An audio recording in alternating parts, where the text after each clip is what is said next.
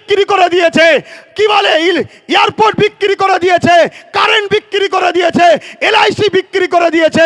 এই সরকার আসার পরে 2 কোটি চাকরি দেবে বলেছিল কেন্দ্র সরকার, দিতে পারেনি।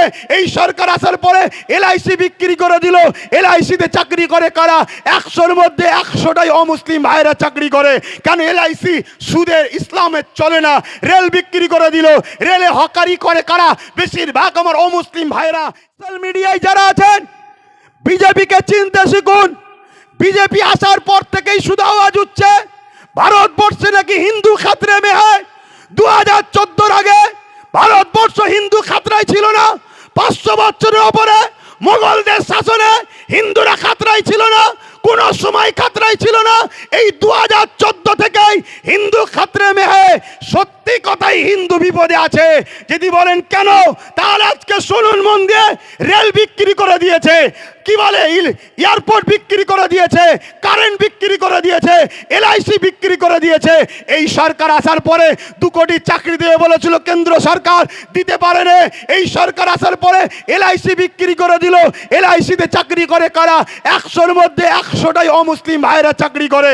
কেন? এলআইসি সুদের, ইসলামের চলে না। রেল বিক্রি করে দিল। রেলে হকারি করে কারা? বেশিরভাগ আমার অমুসলিম ভাইরা। চাই তাদের আজকে সেখান থেকে রুজি রুটি চলে গেল। এই সরকার আসার পরে পুরো ভারতবাসী আজকে বিপদে আছে।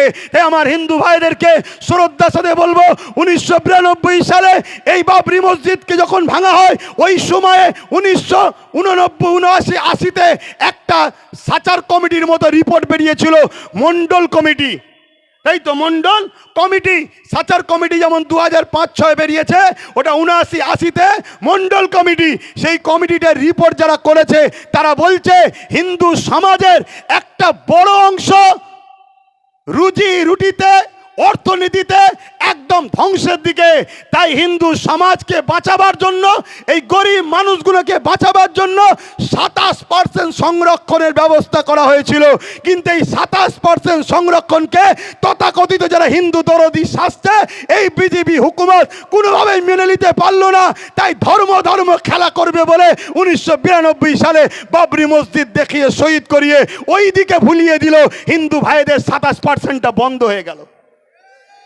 অতএব ভাবাতে চাইছি, আমরা হিন্দু মুসলমান ধর্ম যার যার, উৎসব যার যার, দেশ সবার। আপনারা বলুন, ধর্ম যার যার, ধর্ম যার যার, উৎসব যার যার, উৎসব যার যার, দেশটা সবার। তাই দেশের স্বার্থে বলবো, আজকে কেন্দ্র সরকার একটার পর একটা আইন তৈরি করছে। কৃষকদের বিরুদ্ধে কালা কানুন তৈরি করেছিল।